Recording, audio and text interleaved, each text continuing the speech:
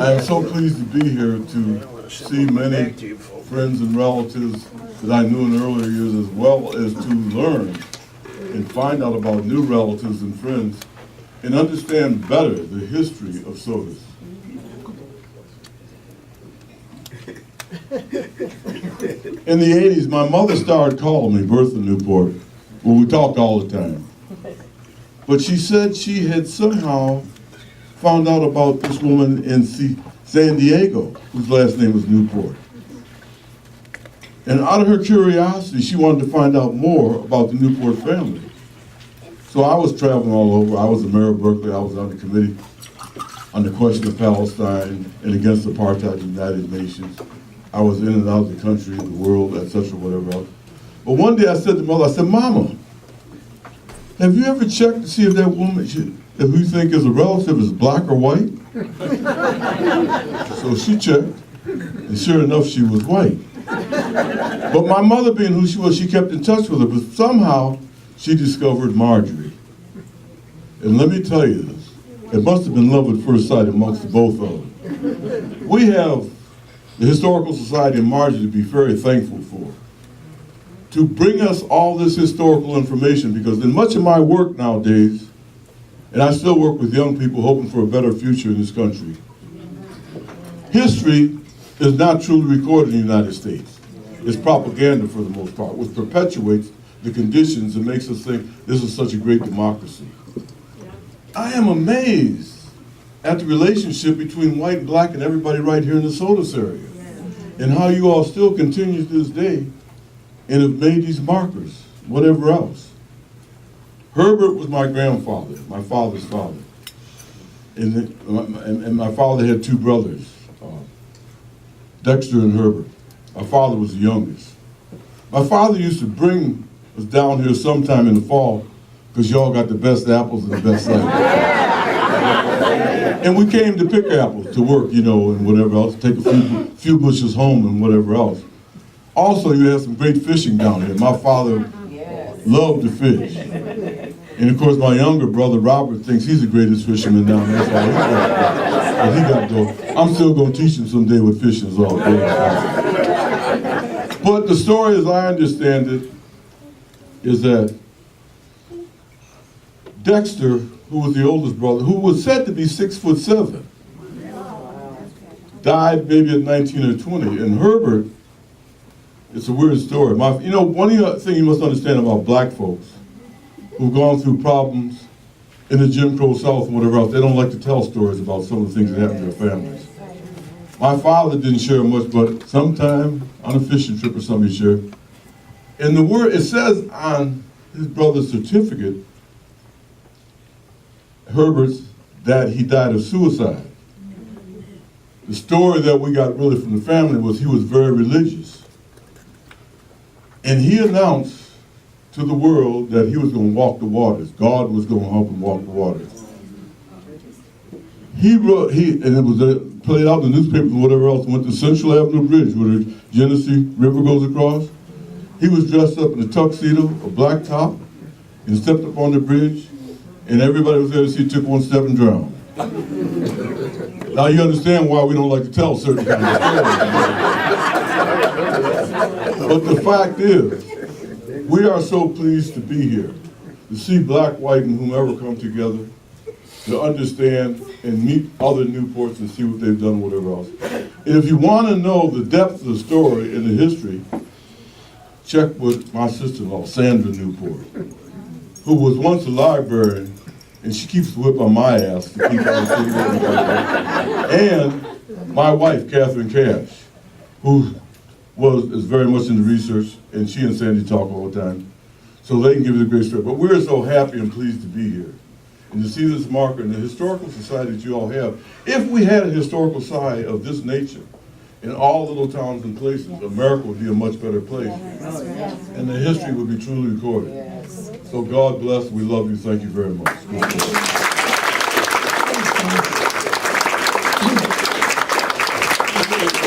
I really appreciate that.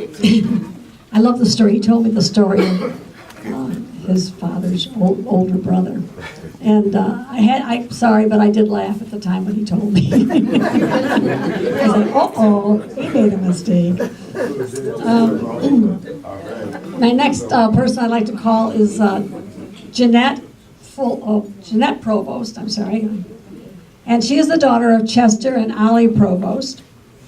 I don't remember what Ollie's maiden name was, but and she is the great-great-granddaughter of Robert and Millie Newport Provost, and the great-great-great-granddaughter of William and Sarah Plummer Newport. Now, Mr. Provost came, I'll just pass you the thing, maybe that'll help, so you don't have to get out of here.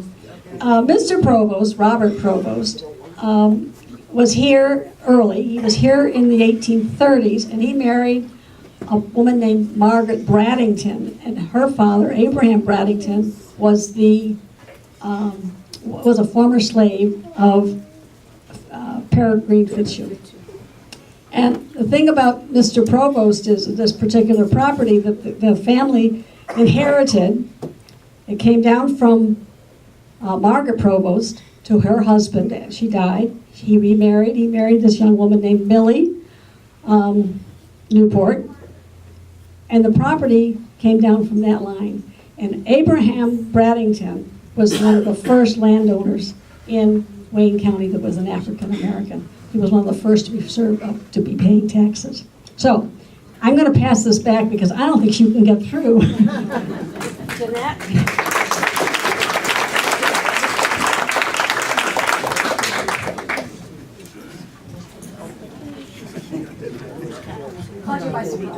Speak loudly because they're going to hear you way in the other Speak louder? Okay.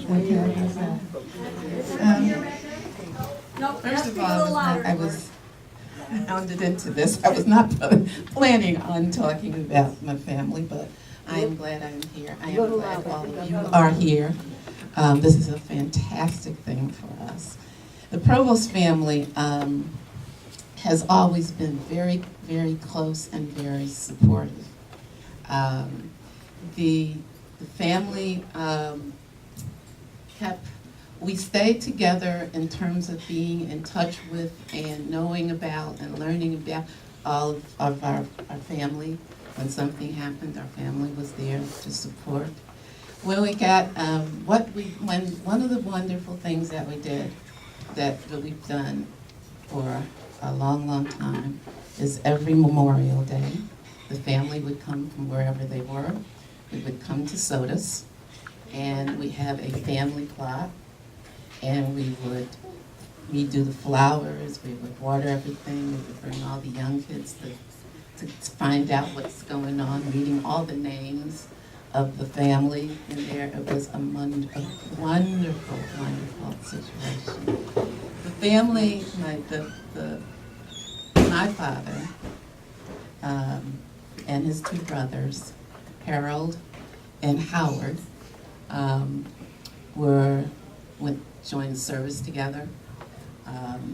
The two brothers, Harold, Howard, and Chester, went to the Army together, which was something they did not do to whites. Two brothers working together in flying in bullets and stuff like that. You're not supposed to have your brother with you in case something happened, but they did that to blacks in the war. The other brother, unfortunately, we had one brother that did not come back. The third brother, he was in the Navy, he got sick, he was brought back home. So the family, it's hard to explain that it was just a wonderful, the people that joined our family, the women that married the family, the ones that kept the traditions of getting us being together, of learning from them. There's some, and I mean, I might be bragging a little bit, but I really believe they're some of the smartest men I ever met, that ever knew. Were the men and the women in the family, but the men were strong and kept us going all the time, and we never were allowed to forget about family. Never allowed to forget about family. And it was, and I understood after I got older that I had a must. I was the youngest of my generation, and I annoyed everybody. That was part of my job. And I found out from being an annoyance that I learned a whole lot, because they would probably say, sit down, stop, doing all that stuff, and tell me things about my background, about our family. But thank you to Mshm, Provost, is the one who kept pushing us to find out about our family and about what went on here in Silver Dead. So even though some of us went to different places, I went away from Utica and Rochester, because I went on to school. And I got to, when I was going to college, I got there, I got my car. Daddy always got me a car. He was a mechanic. And I went to school, and I got there, and I said, hey, there's a parking space over there, and it says Provost.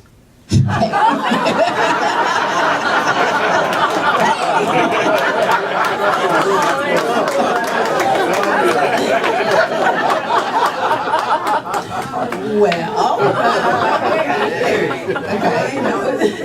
and because I'm Provost, that kind of buses.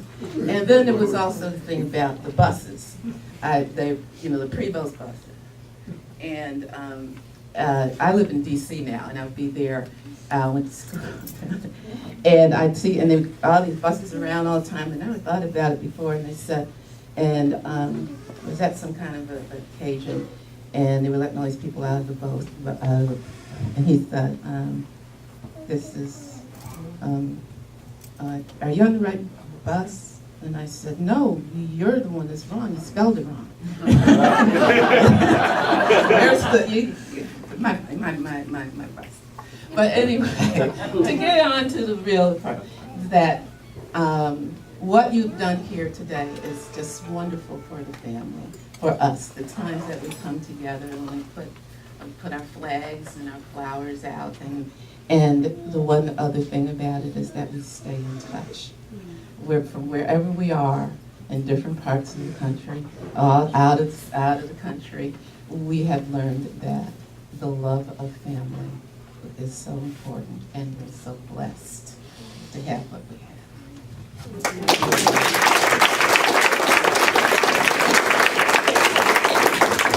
Rhonda is next, and I'll pass it to Rhonda, and I'll shout from here. I'm going to have to shout because the mic is back there. Can everyone sort of hear me? Loud enough? Okay. Rhonda Allen Simpson is our next speaker. I don't know too much about her other than when I contacted her, or she contacted, well, whatever, we got together. I found that she had the most incredible trove of wonderful family pictures, which she shared with me, thankfully, and I appreciate it immensely. And some of the pictures are on the display here. And she said that her grandfather made all of them look at these pictures, and she would tell them everybody that was in them. Let me tell you, that's a very unusual trait, because I have boxes of pictures in my family and nobody knows who the heck they are. So this I appreciate it.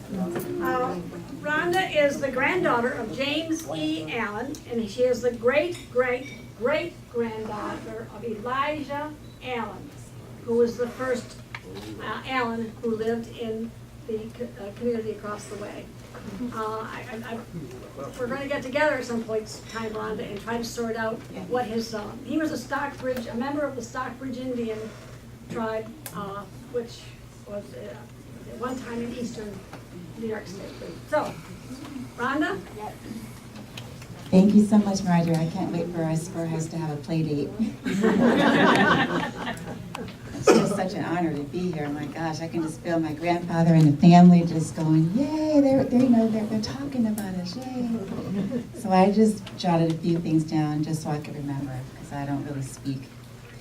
So I just wanted to say that growing up, my grandfather, James, also called Jim, but more lovingly known as the Fox, he would beamingly boast with pride about his family. He often told me of times that his grandmother, Phoebe, would sit on the front porch. She would chat with her grandchildren while unfastening the bobby pins from her hair, and then she would fire up her corncob pipe and gaze up at the constellations. She knew them all by name and taught them to her grandchildren. And long before herbal medicine became the latest fad, Phoebe also educated them about the medicinal healing properties of dandelions, garlic, and other herbs from the earth. She spoke proudly of her native ancestry and urged the younger generation to always remember and never forget their rich woven heritage. And woven it definitely is. Our blood is rich with African, Irish, English, and Native. And like many other small towns in America during that time, it was quite common for cousins to intermarry. So the Allens, Newports, Taylor, Gregors may be listed as separate families. However, research reveals that these families have intermingled over and over and over several times. So this is also evident in our family tree. My grandfather, James Edgar Allen, his father was Vincent Allen, and Vincent's father was Hiram Newport. Now his bride, Phoebe Newport, her father was George Newport, so Newports on both sides. So just to kind of paint, kind of connect some of the dots for you as well. Let's see here. Vincent. So Vincent and May had 4 children. They were Dewey Newport, and he kept the name Newport. We'll talk more about that later. There was Dewey, there was James, there was John, and there was Charlotte. And so from them, Phoebe married George Newport, and then Phoebe's parents were Bradley Gregor and Elmira Taylor. So this kind of shows you the lineage of the Allens and Newports, Taylors and Gregors. We're all really one big family. Yeah. And I really don't take this moment lightly. I just am so happy for all of us to, I've been looking at doing a lot of research. Grandpa was very adamant. One of my cousins is here. He would sit with that shoebox of pictures, and he had everyone's names on the back, and he had us remember who everyone is. So I'm just so glad to see all the descendants here in person. It's just really an honor, and thank you so much. God bless y'all.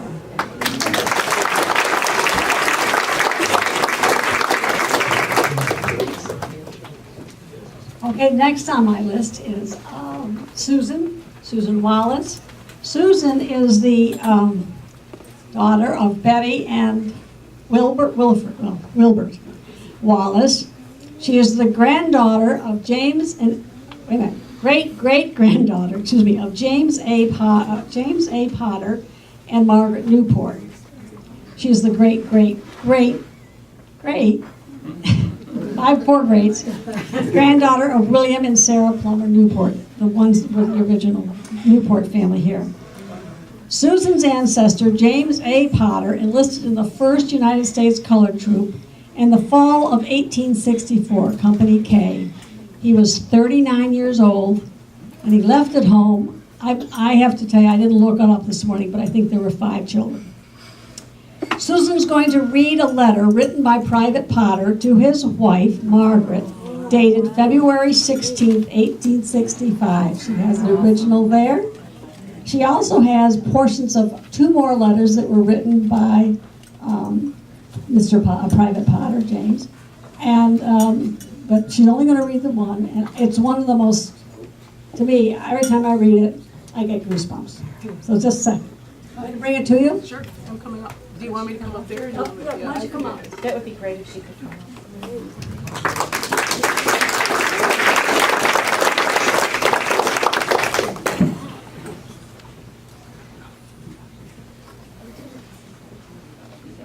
Can everybody hear me? Yes. Okay. So as Marjorie explained, I'm the great-great-great-granddaughter of James A. Potter and Margaret Newport. And I'm sitting here at the end of the table with descendants of Hiram Newport. So what I'm going to do is I'm going to read the letter that he wrote to his wife a month after the battle at Fort Fisher that had taken place January 13th, January 15th. And again, I'm going to show you what that letter looks like right here. Okay. Something else I want everybody to know. We have other letters and we have fragments of letters.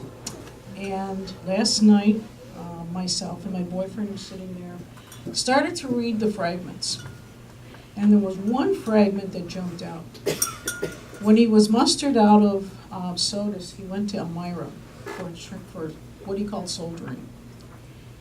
And sometime in November, he voted in the 1864 election. Oh, my goodness. Okay? I was really, really moved when I saw that. He wanted to get furlough so he could go up and vote and be with his family, but he had voted by mail. So he couldn't get his furlough. But anyways, so I'm going to read this letter. I just thought I wanted to share it with everybody that a man did get to vote in the 1864 election. Okay. Oh, can you hear me? Okay. I need my glasses for this. All right. Fort Fisher, North Carolina, February 16th, 1865. My dear wife, I take this opportunity to write you a few lines to let you know how I am. I am as well as can be expected, considering the place I'm in. I hope that these few lines may find you all well. I received your letter dated February the 1st. I have 2 of your letters since I have been here. I can't say anything about this place. It is so God-forsaken that I don't wish to say anything about it. We've got the Rebs before us, and they've got to drive them by inches. Their rifle pits are about 10 yards apart, and they have to be charged, and our losses is heavy. They have got 10 to 15,000 colored troops here, and we only get half rations and no clothes. We are naked. I have not had a clean shirt since the 1st of January and don't know when I shall. I am in a dreadful condition. I have no tobacco, nor haven't had this for 2 months.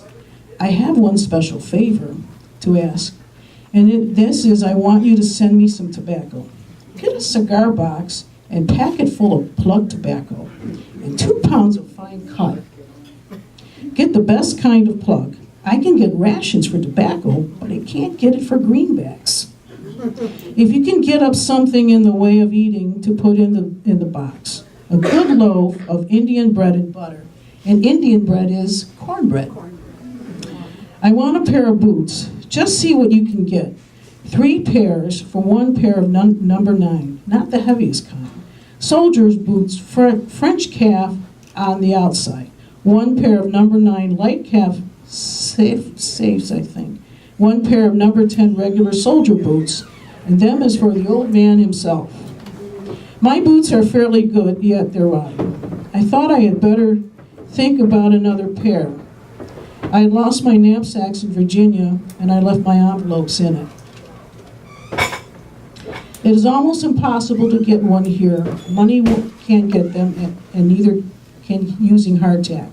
We don't have to spare, so this is the poorest time I have ever saw, or ever wish to see again in this world. No one need say that this war is carried for a good purpose. It is nothing but devilishness.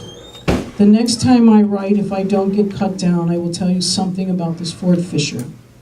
You can judge what music we had, the gunboats 2 days and 2 nights storming, and one little monitor through 2,500 shell shots. And there were 50 gunboats that was engaged, and some of the largest magnitude. Do not bother with the boots. Send the box. Put in some postage stamps and envelopes and paper. I presume that I shan't have anything in my knapsack when I get it. I must draw my letter to a close. I expect to go out on picket tonight, and the sun is getting low. No more at this time from your affectionate husband, James A. Potter. He died April 9th, 1865. He never returned. During that year, she gave birth to her last child, James A. Potter, who I believe died in 1870. I'm a descendant of Clara, the only daughter that survived. So I'm going to turn this back over to Marjorie.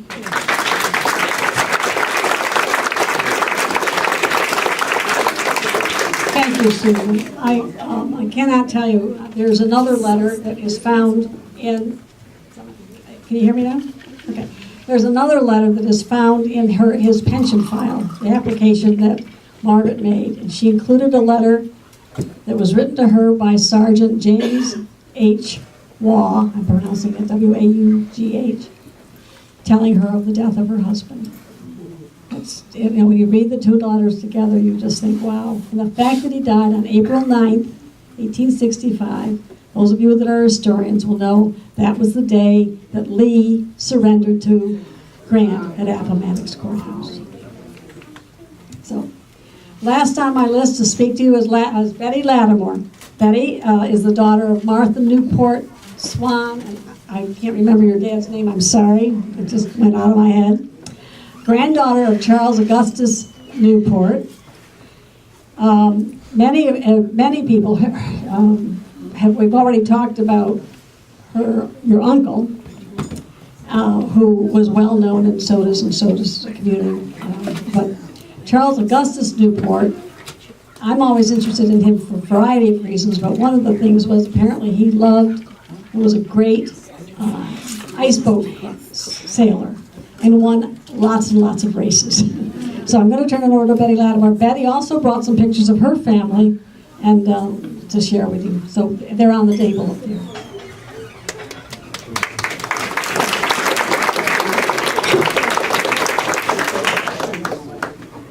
Okay, good afternoon, everyone. I'm not sure I need the mic. Yes, you do. Yes, you do. Yes, you do. Telling my students, sit down. I'm trying to do it. So I am very, very happy. I was real excited. Use the mic. Okay, so I'm very, very happy to see relatives who I've only seen on documents and all. So I'm Betty Swan Newport, from Newport Swan, Lattimore. My sister Eva lives in Rochester. My niece Wendy came up from Huntsville, Alabama. My sister Rosalind came up from Florida. My nephew Jimmy lives in Rochester also. So we're here because we're very proud of our heritage. Okay, so I'm going to just try to keep it simple. Oh, wait a minute, honey. Let her go. Let her go. I love children. But anyway, a little over 300 years ago, approximately 1715, a young African boy was kidnapped. He was taken to Barbados and then to Massachusetts, where he was sold by a man named David Ingersoll to a rich farmer named Joseph Billings. His name was Tio. Now, Tio did something after he became a young adult that was quite unique. The first thing he did, he sued his master for his freedom, and what they call the freedom suits. The second thing he did was change his name. He changed his name from Tio to Amos Newport. I have been in touch with the Massachusetts Historical Society, the Connecticut Historical Society, the Lewis County Historical Society, because there is a strong connection that this was one of our ancestors. Okay? And if not our direct line, that we are related to them. So this is part of our heritage. The Newports have a long history of military service. William Newport served in the Revolutionary War. We've had a number of people in the Civil War. My Uncle Henry Newport, who some of his best friends are here, he served in the Vietnam War. But back to this area, okay? Sodas Point is where I grew up, and the original William Newport and his wife, Sarah, were some of the early inhabitants of Maxwell community. Okay? I also found out that two of William's daughters, Chloe and Jane, worked on the Underground Railroad. Okay? I have the article here. It's on the Sodas Point website. But growing up in Sodas Point, someone mentioned that the various, white, black, all of us here together and stuff. This has always been a very multicultural area. In Sodas Point, we had Germans, Dutch, Italians, Irish, other European ethnic cultures, and then there was us, okay? And there was we were the only African American family in town, had been that way for generations. And I believe this started, Euphemia Newport, who I was married to Herbert, I think, at one time, she sold the land to Caroline Newport, who was my great-grandmother.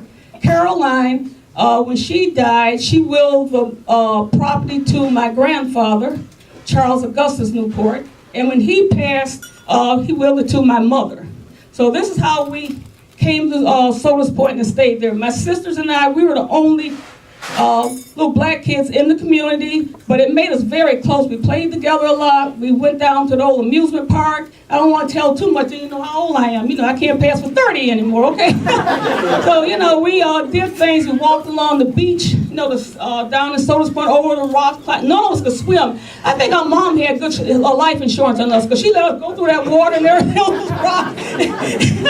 In fact, she may have even encouraged it. But we had a lot of fun picking wild raspberries, coming all scratched up, giving them to my grandmother, and she would make this thick out and stuff, you know. So we had fun. Sodas Point has a great history, a long history. Like I said, it's always been culturally diverse. I loved living there, and went to schools at Soda Central. You know, those you know, my Uncle Henry, you know, he graduated, and he was one of, not the first, but among the early African-American high school graduates from Sodas. Okay? So I have this book, which I wrote, well, I put together. It has a lot of my family history. If anyone would like to browse through it, feel free to. It's called Stories for My Family, and I have pictures. I have some oral history. I have some documents. I have copies of the property. So I have a wide variety of things in that, and I would love to share it with you if you're interested. Okay. All right. I think that's about it. But I want to thank you again, and I'm glad to see some of the extended family, my cousins and all. And I really love the turnout and the atmosphere. Everything is really just wonderful. Yes. Made a new friend, too. Yeah. All right, thank you.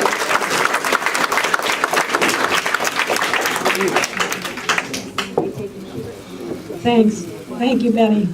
Met Betty and her sister a couple of years ago. I had correspondence with them before, but when when I did get the chance to meet her, she brought this wonderful book, and it was like, wow, she has done a lot of work. To tie this all together, I'd like to say a couple of things. We are all enriched by the study and preservation of local history. It allows us to see the bigger picture by putting a spotlight on the local scene. It leads us to a better understanding of American history. Now, this is my theory. Nobody else. I love local history, and I think you can tell a lot of big stories by looking at local history. I would like to stress that through the lens of the experiences of an African American community that flourished here just across the street, that we can explore the broad expanse of American history.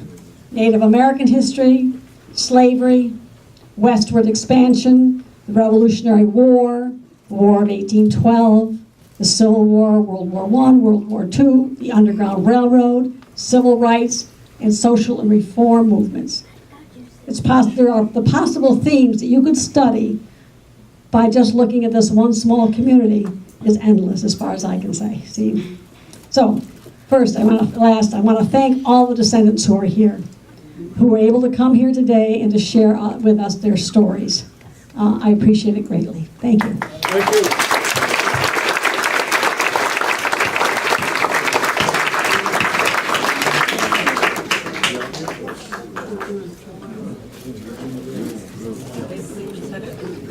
I don't know if Bruce was going to say this, but I can't resist. I think we need to also, Marge, come here. I think we also need to thank Marge immensely.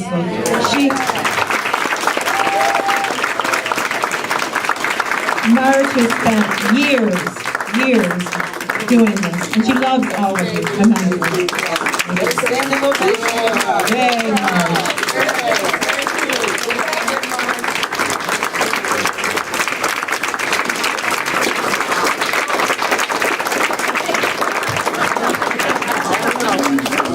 Wonderful. wonderful hearing all the stories of the families. And I just would mention one thing. If you get a chance to take the Underground Railroad and Abolition Tour, one of the stops of the 7 locations is Bushnell's Basin. And it's a little burial ground cemetery down here on about a mile from here. You go down Lake Road and take a left, and you will see the names: Cooper, Allen, Provost, Courtright, Newport. They're all buried there. And that one site, we do have a little bit, tell the story of some of those families. Along the same place, we have people like Jacob Buys. He was an abolitionist. He was the person who put the freedom seekers in a rowboat and covered them with a tarp and rowed them out to the free trader. He's buried there as well, along with Captain George Garlick. He was the captain of the free trader that picked up the freedom seekers on Freedom Hill over here and took them. They're all buried together. They're all down there, so that might be something you might want to touch on that tour. Next, we're going to have a musical selection from Eric McNair of Ware. Take it away, Eric. Good afternoon again. So Jim called me and asked me to perform for this event. And he asked me to do a period spiritual. So as I decided what spiritual I was going to sing, I remembered that as a freshman at TSU, my first audition for one of our concerts was a spiritual. Side note, I did not get to perform that solo. They didn't give it to me. So, if anybody's recording this, send the recording to the music department at Tennessee State University and tell them that I got robbed of my solo. So, I hope that you all enjoy this performance of Wade in the Water.